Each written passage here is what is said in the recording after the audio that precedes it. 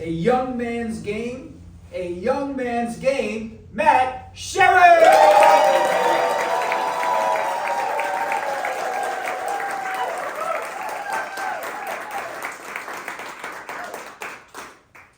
Ooh, baby, for the next 10 nights, we're doing it every night. Guys, if your wife asked you or said that to you, how many of you are pretty stoked? How many of you are pumped? Yeah. How many are you like, yeah, baby, let's go? My wife said that to me here pretty recently. Let me back up and tell you why. A couple years ago, I had this plan. I'm gonna get married February of 2021.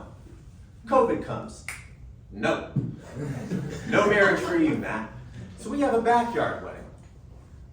And after our wedding, Sam and I had always talked, we want to have a baby, a little bundle of joy, something any sane human would like. So in Matt head, I'm like, well, we have this first wedding, we're going to have another big wedding 12 months later. 12 minus 9 equals, we have plenty of time. So we'll just pop one out in between, right after wedding 1. You'll have the baby in October, your body will recover, you'll fit right back into the same dress you were ready for. This is one of the first of many life lessons that Sam taught me about how the female body actually works. So that plan was a no-no. We have our second wedding, it's beautiful, it's lovely. All right, now it's go time. Let's do this thing. Impatience is one of my greatest virtues.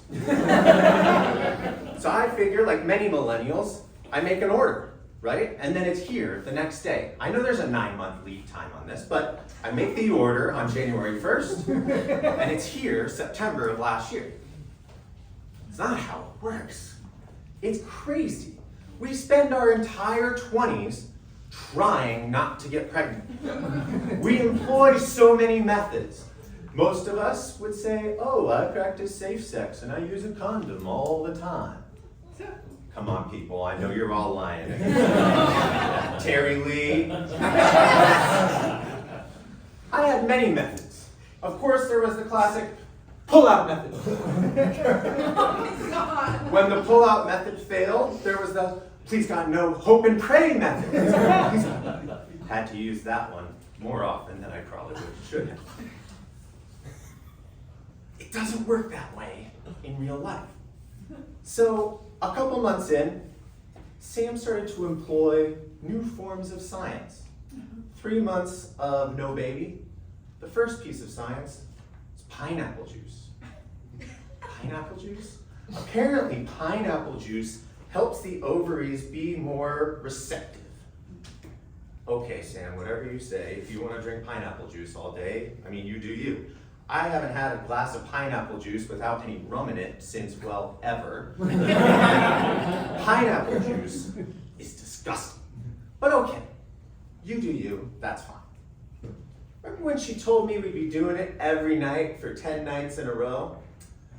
Well, then the next batch of science came out. You need 48 hours for your boys to rejuvenate.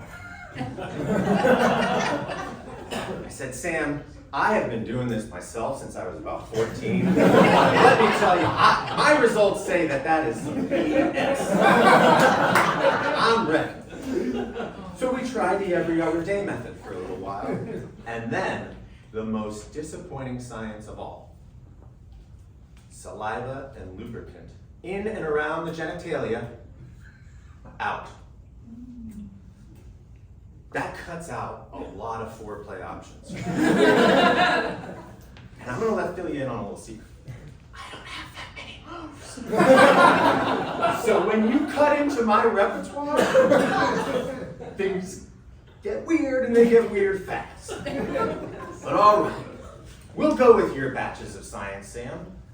Then I started to come up with some of my own science. You see, Sam would constantly go into the bathroom, pee on her ovulation strip, and say, oh, the 10-day cycle has begun. What, you guys thought this was some sensual, sexual thing? No, it was pee, color, all right, we're doing it. Problem with that is I'm a bit of an older man now, 8:30, 9 o'clock, I'm pretty much in bed and out. So Sam would be doing this, come out at 9:30, Matt, it's time. She didn't exactly get my A game on nights when she would wake me up from my slumber. It's time, it's time. So I am of the opinion that math science would say, happy babies are born via afternoon delight. Let's practice afternoon delight. Another piece of math science is Sam, in following proper female hygiene, afterwards would go to the bathroom, as ladies are supposed to. Not anymore. Math science says we both get on the bed, and we get those babies skiing downhill to the ovarian promised land. No more cross-country skiing. We don't need to make this harder on my guy. Let's make this easier. We are about 12 months in on this process, and while I joke and make fun of it, it has had its ups and downs, a lot of stress, a lot of anxiety, more tears than it probably should have. It is a young man's game. But I am here to tell you that I am the eternal optimist. And I am that young man. And Sam and I are going to get this thing done. It's the last thing we do. So our baby is coming in 2021.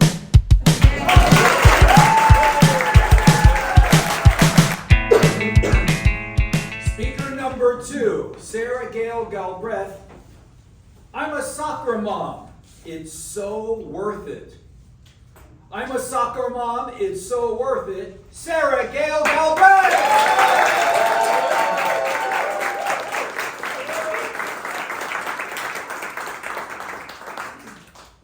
I have my latte. I have my hat. I'm a soccer mom. Cheers to that. It's so worth it. Shh. Johnny's game started.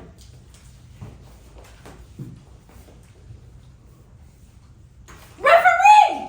What in the world are you looking at? That was obviously a foul. I don't care that you're 15 years old and reffing. You should know better. Make a call or get off the field.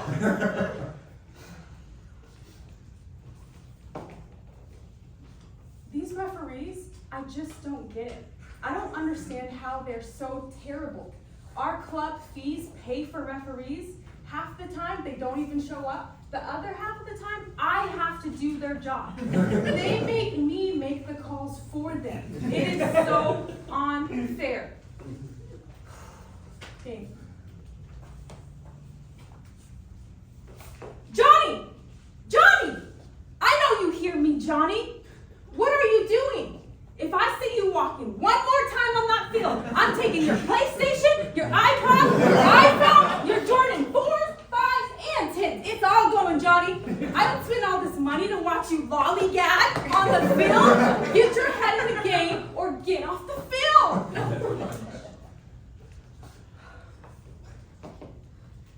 I do spend a ton of money on soccer. All my monies.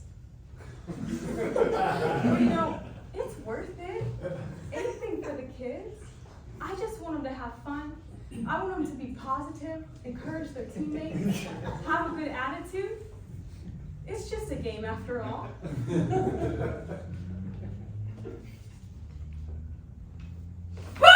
That's what I'm talking about, Johnny. That's my boy. Did you guys see that? Did you see him score that goal? That kid looks so silly that he beat that he's probably crying to his mama. He should take some notes from Johnny, or maybe get off the field.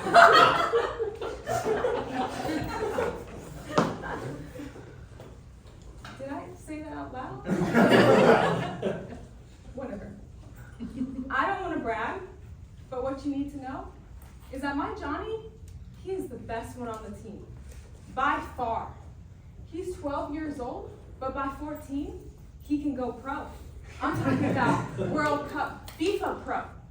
That's why I spend all my monies on nutrition, chiropractors, trainers, whatever it takes. It's worth it. And you know what? I also spend all my time. Because what is time if it's not spent on soccer? I cherish every weekend where we travel the entire nation to play soccer games. Sure, we could play locally, but why do that when we can spend all the monies? All of it. And hop on a plane and travel to a hotel by the freeway and eat fast food every single day. It's so worth it. I get so nervous with these things.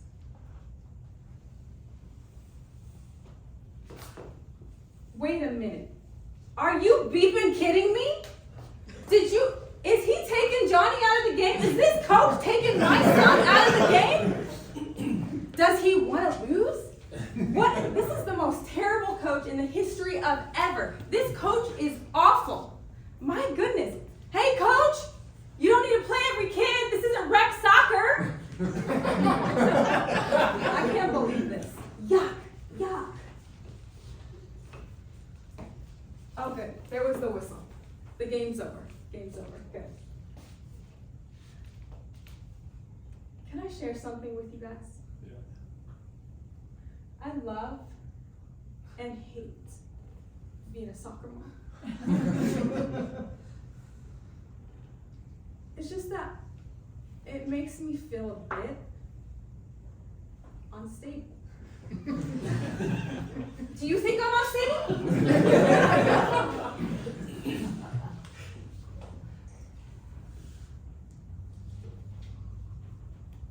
Oh, hey, coach! Hey, yeah, the game was great. Again, you are so awesome. We are so lucky to have you. You're so lucky. I have my latte and I have my hat. I'm a soccer mom. Cheers to that. It's worth it. Speaker number 3, Vedantam. Culture shock, where what's up actually means how are you? Culture shock, where what's up actually means how are you? Kiran, Vedantam!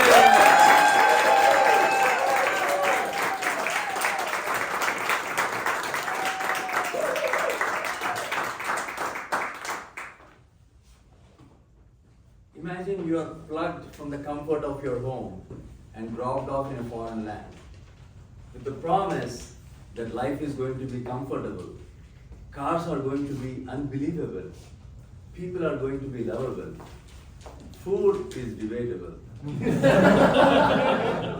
Welcome to my wild and wonderful world of culture shock.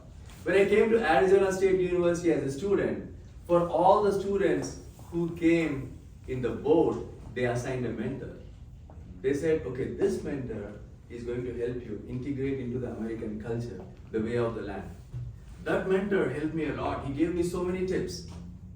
One of the first tips he said is, try to watch American TV, because then you can learn the mannerisms, the way people dress, the way people interact. It was a terrific idea. I was going full-time schooling, and then I was working. The only show that I was privy to, and that show became my favorite, I actually started to become like one of the characters in the show. Have you heard of this show called Married with Children? Al Bundy was my demigod. So it was about 6 months in, I started picking up all the words. He used to call the neighbor Marcy pumpkin. And for me, pumpkin is different. Pumpkin is literally a pumpkin. He used that word to call the neighbor. So since I'm trying to integrate into this American life, I refer to my neighbor, pumpkin. Quickly I had to realize that this is not how I can learn American culture. The first week that I came to this country, I ran to the apartment manager and said, I want to buy groceries. Those days, we didn't have Google. So she gave me a long list of things. I said, I just need the safest place that I can go and buy groceries. She said, go to Safeway. So I went there, it's a supermarket. Immigrants who came here, they realized that when you come to this country, everything is big, like 10x. Cars, buildings, everything is 10x. I went into Safeway with my little list of things that I need to buy. I was blown away with aisles and aisles of cake mixes, snacks, fruits, vegetables. I spent 7.5 hours that day trying to figure out where I can get my stuff. After I picked up my stuff, there was a big sign saying cashier, so I ran to the cashier and I paid cash. She said, sorry, we only take cards. She said, do you have a MasterCard or a Visa? I said, even though I look like this, I'm legal, I have my Visa.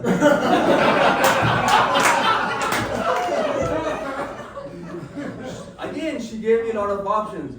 Do you want to get a platinum card, diamond card, titanium card? I said, I just need a card. Do you have anything that starts with the word American? Because I saw American Express card. I'm trying to integrate. She said, oh, for that you need to call this 800 number, and she gave me the 800 number. So I called from the store. Guess where it went to? It went to my brother in India. So I told them my confusion. I said, this is so confusing. They are offering me so many cards. Just hook me up with something wherein I can use it and it doesn't cost me too much money. He said, I'll hook you up with this card. You don't have to pay too much money for this. And you don't even have to pay for a long time. I said, really? He said, yeah, that is the American way, you better learn it.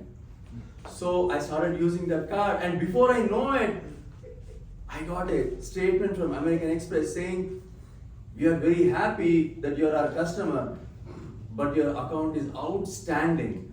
So it took me some time to realize that I really had to pay that money back. As part of my integration, I also thought I should try a lot of food that is offered in America.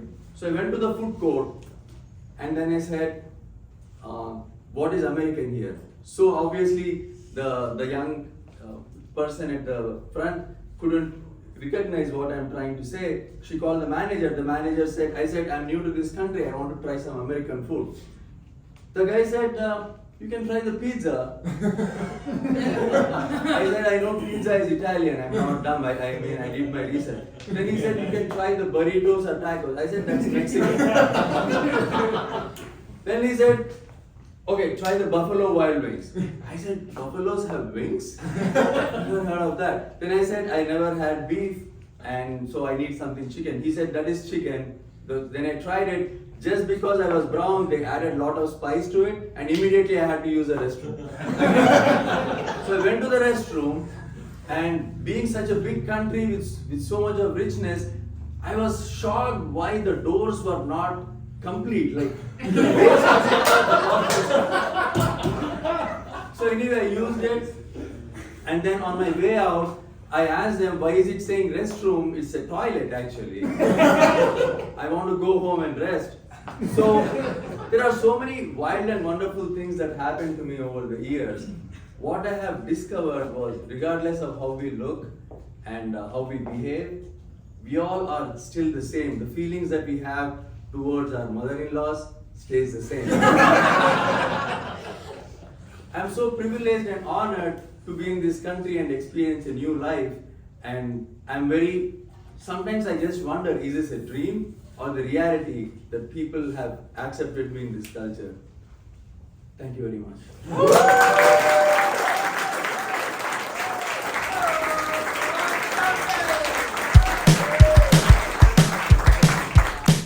Speaker number 4, Colleen tied Medina. Babey. Babey. Colleen tied Medina.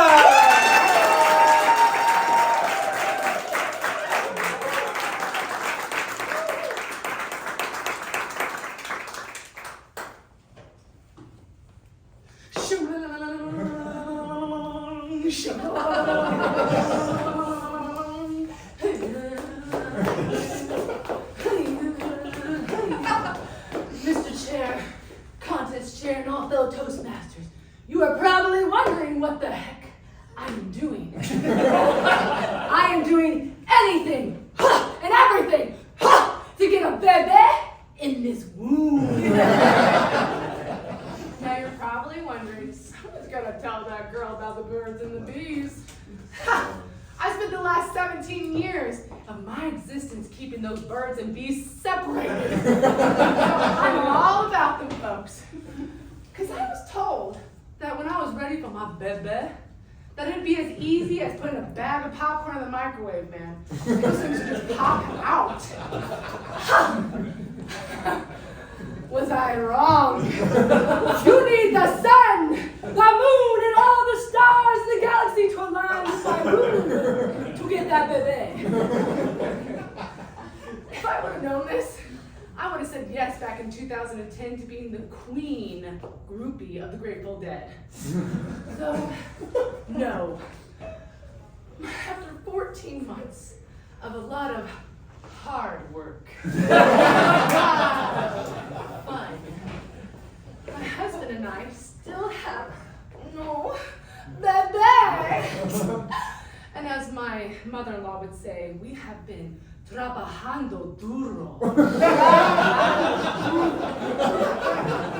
And yet, she still says there is no baby in here.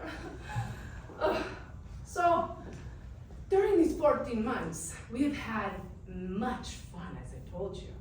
And I don't just mean all of the crazy, unusual, public, and potentially illegal sexcapades we have had. No. In the last 14 months, I have spent 47 hours on my head. I have been working with gravity to pull those swimmers through to the promised land. Nathan has drank about 6,000 cups of coffee in the attempt to give a little turbo drive. Not little boys, I'm sorry, honey, those big boys. Turbo drive. He's also tried about 8 different brands of underwear in search of the perfect hammock for his members, to cradle them so gently, yet give them plenty of room to breathe. As you can probably tell, I'm learning that sperm are very, very delicate creatures, and we are learning to nurture them every day.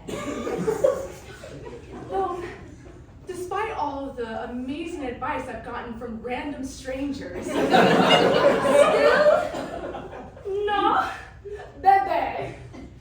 So we thought, well, let's go give these medical professionals a try and see what they have in store for us. Let me tell you, those people are just as crazy as the rest of you. They told me that I not only have a high-level testosterone, but that I'm also estrogen dominant. So basically, they're telling me that I have a highly emotional woman who is able to cry at the drop of a dime, living in a small studio apartment with a very aggressive and impatient man. Not really the best environment for a baby to come into. It actually sounds like a place where sperm go and explode upon contact. So I told my loving husband that I'll do anything to make this work. And so when the doctor suggested something that was just outrageous, absolutely ludicrous, truly against my belief system, I had to think for a second. Will I do this? She told me to go vegan. Which I told her, how dare you? That will never happen. So she realized she'd better give me another suggestion. And she said, well, watch out for those refined sugars, the processed sugars. Eliminate those from your diet. Okay, I was on board. I can do that. I mean, I'm like fit, I don't care. Until I found out that meant no more late night sourdough bread bowls. Until that meant I wasn't allowed to have my good dark chocolate covered almonds. All the things that I look forward to in life. I truly have had a very rigid diet since I was, I don't know, born. Look at me. Though now I'm giving up the things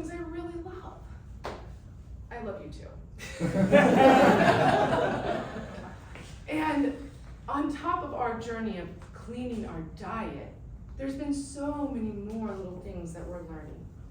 We are currently waiting to find out about our swimmers and how well they swim. We're looking to find out if their tails go the right way. We're looking to see if there's plentiful of them with lots of energy.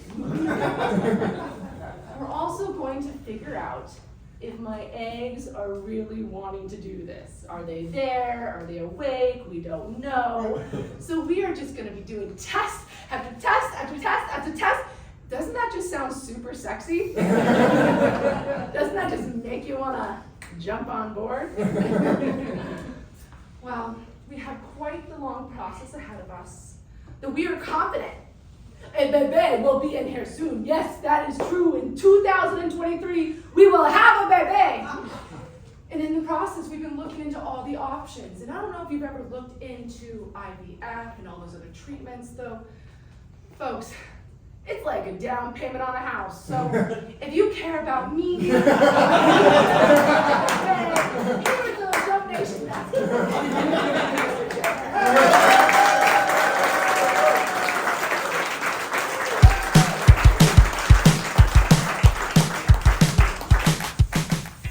Speaker number 5, Johnny Pallares. Complaining is therapy. Complaining is therapy. Johnny Pallares.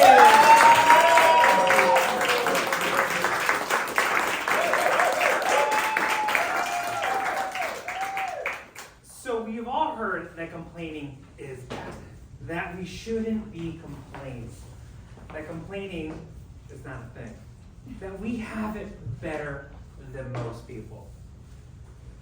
I'm not most people. And some of you are not most people. What if I were to tell you that complaining is a therapy?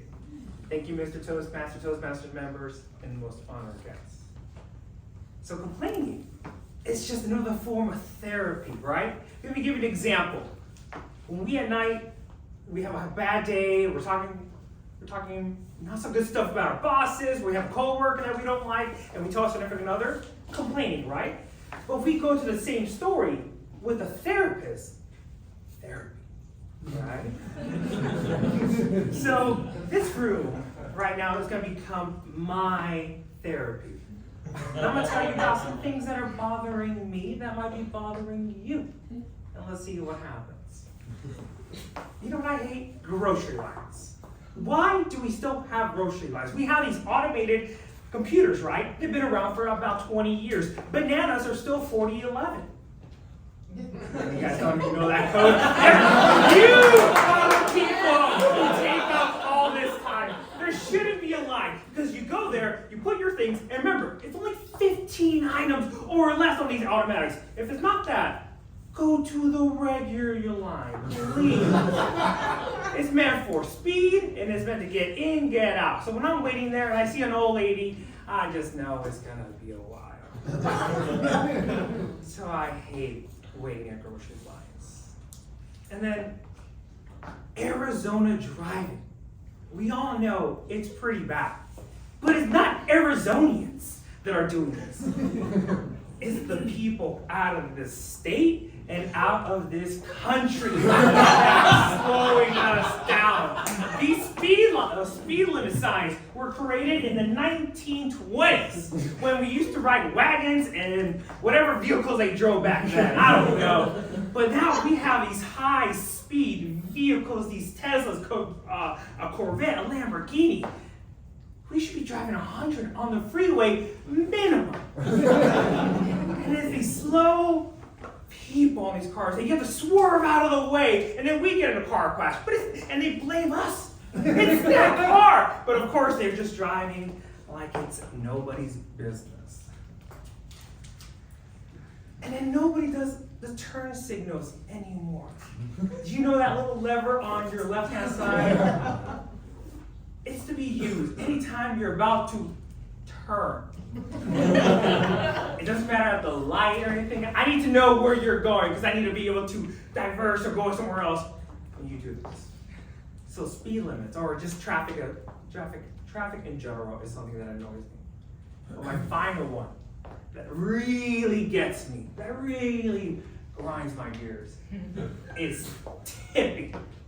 I hate tipping. Don't get me wrong, You go to a restaurant and you have a good server, you're at Maggiano's and they're taking care of you, right? They're serving you, it's beautiful, 20%, boom, easy peasy. But what I'm sick of, and I'm tired of, is going to Firehouse Subs, Subway, somewhere where they're not serving and dining me, they're just making something, or better yet, putting it in the microwave. And then you have a kid at the register who looks at you, stares in your eyes. He's like, sir, there's a question right there. He's looking at you. And the machine tells you, do you want to do a 20, 30, 50% tip? There's a little option in the very corner that says, no tip. So guess what I do? I look at that young man and I push the no tip. Because I want him to know that this world is not a kind world. He needs to know what is coming in his life.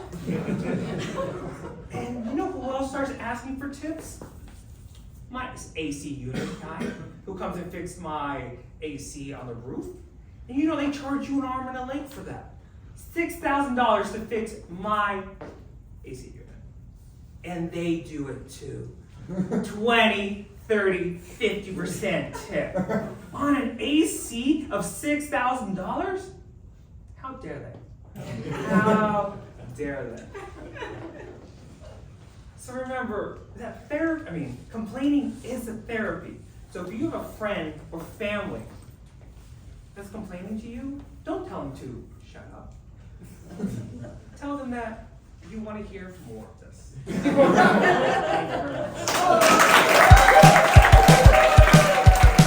Speaker number 6, Nick Corridino. Nicki and Chicki. Nicki and Chicki. Nick Corridino!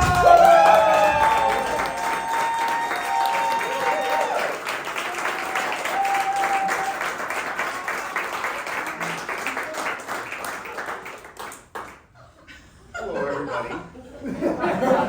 I'm Nicki, and this is Chicki.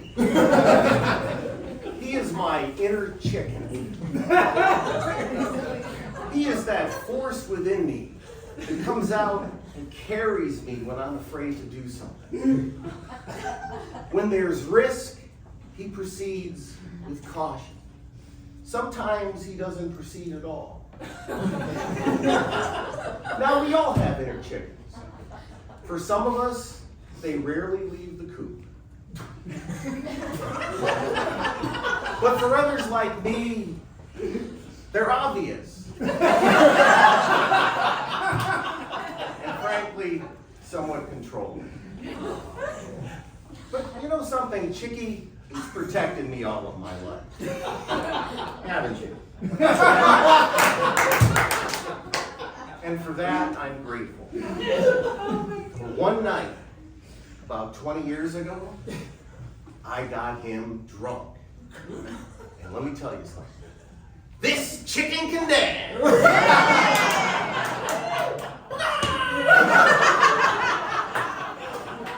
Mr. Contest Chair, fellow Toastmasters and guests, why did the chicken cross the road? Because there was a nightclub on the other side. And it was ladies' night. And me, while I was single, I had my pen and my cocktail napkin ready.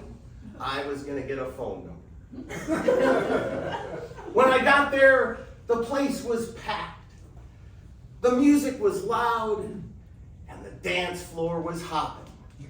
And Chicki and I, well, we were holding up the wall. Because I was afraid to ask somebody to dance. And Chicki here, he wouldn't budge. Along came a cocktail waitress. Can I get you and your chicken something to drink? Yeah, bring me a shot of self-confidence. Hey, Chicki, you want to get drunk? show. In fact, put the bottle on the bar. Soon we started to drink. Here's a toast, Chicki. May fortune favor the foolish, and the foolish always have feathers.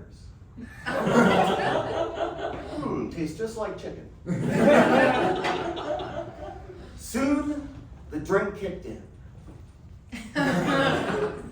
Hey, Chicki, see those three girls over there? See those three girls over there at that table?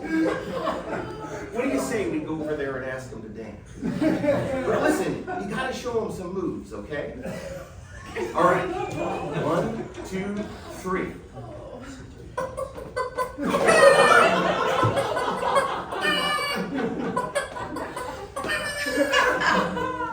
Hi there, I'm Nicki, and this is Chicki. Would you like to dance? No! Then I asked the second girl, would you like to dance? No!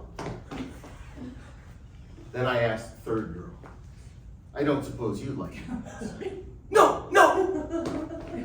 And then, just like that, Chicki and I, with everyone in the place watching, took the infamous death march back to the wall. It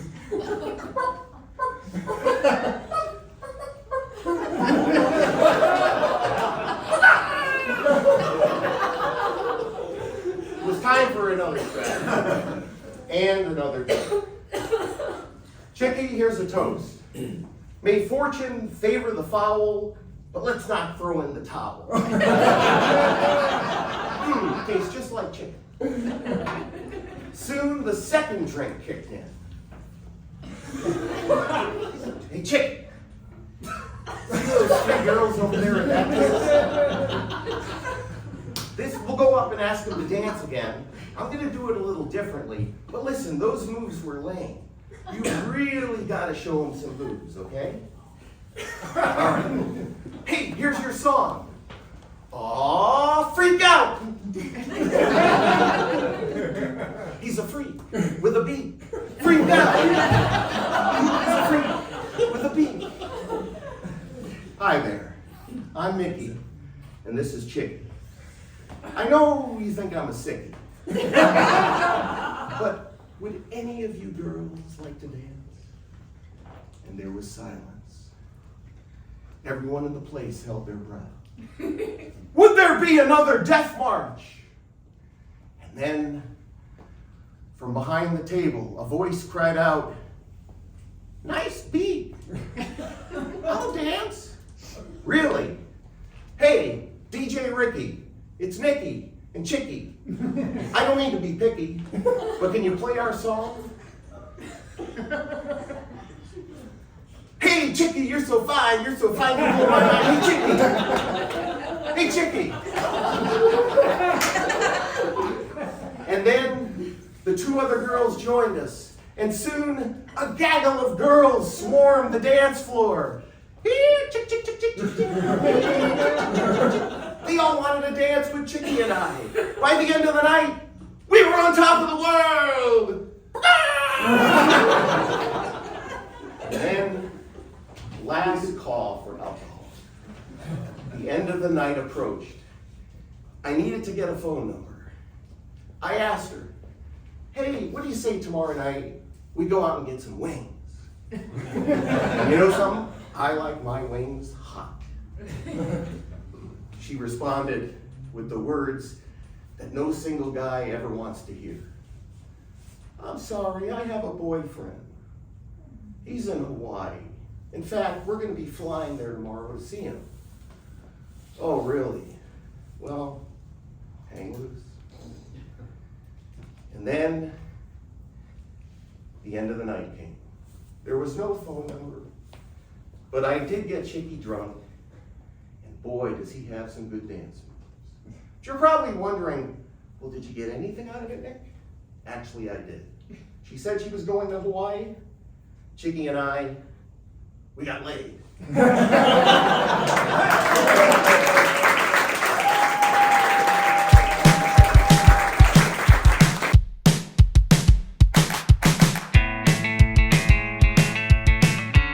Our third place winner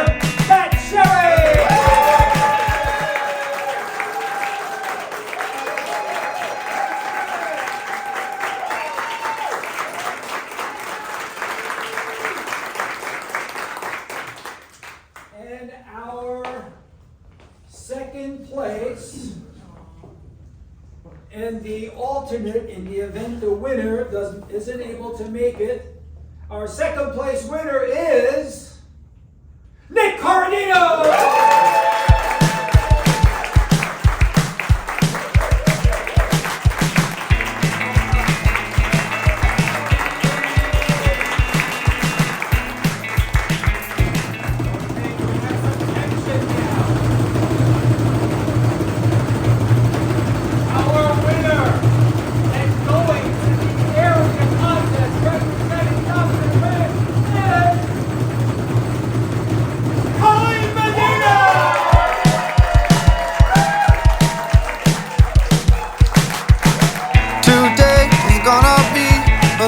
Something more.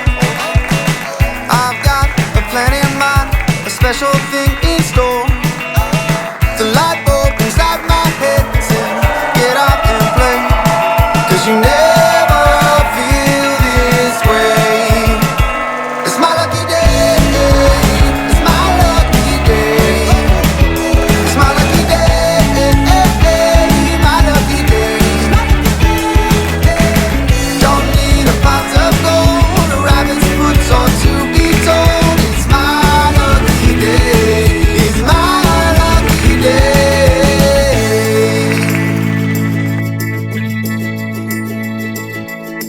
Slept in 'cause I don't care, and didn't make the bed. Sip coffee on my couch, what can I do instead?